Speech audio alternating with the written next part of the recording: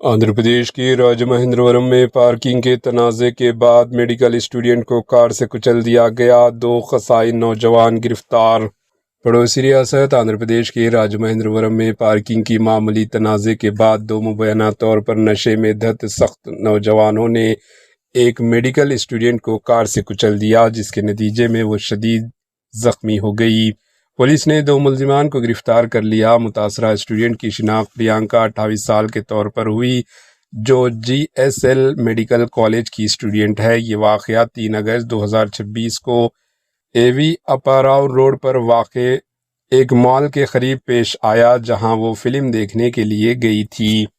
Police کے مطابق مال کی پارکنگ میں اپنی اسکوٹی کھڑے کرتے وقت پریانکا کا نامورم علاقے سے تعلق رکھنے والے 2 نوجوانوں کے ساتھ معمولی جھگڑا ہوا۔ الزام ہے کہ اس جھگڑے کے بعد دونوں نوجوان غصے میں ہو گئے۔ اطلاعات کے مطابق جب پریانکا اپنی اسکوٹی پر وہاں سے روانہ ہو رہی تھی تو ملزمان نے تیز رفتار کار سے ان کی اسکوٹی کو پیچھے سے ٹکر مار دی۔ ٹکر لگنے سے وہ سڑک پر گر گئی، جس کے کارن جسم پر چوٹ آئے۔ مقامی افراد نے فوری طور پر پریانکا کو ہسپتال منتقل کیا، جہاں ابتدائی علاج کے بعد انہیں بہتر علاج کے لیے حیدرآباد منتقل کیا گیا۔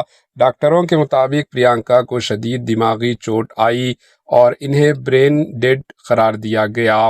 پرکاش نگر پولیس نے دونوں ملزمان کو حراست میں لے لیا۔ ابتدائی تحقیقات میں معلوم ہوا کہ واقعے کے وقت دونوں مبینہ طور پر شراب کے نشے میں تھے۔ پولیس نے کیس درج کر کے واقعے کی مختلف پہلوؤں سے تحقیقات شروع کر دی۔ CCTV فوٹیج اور دیگر ثبوت کی جانچ کی جا رہی ہے تاکہ واقعے کی مکمل حقیقت سامنے لائی جا سکے۔ Bureau report AHN news.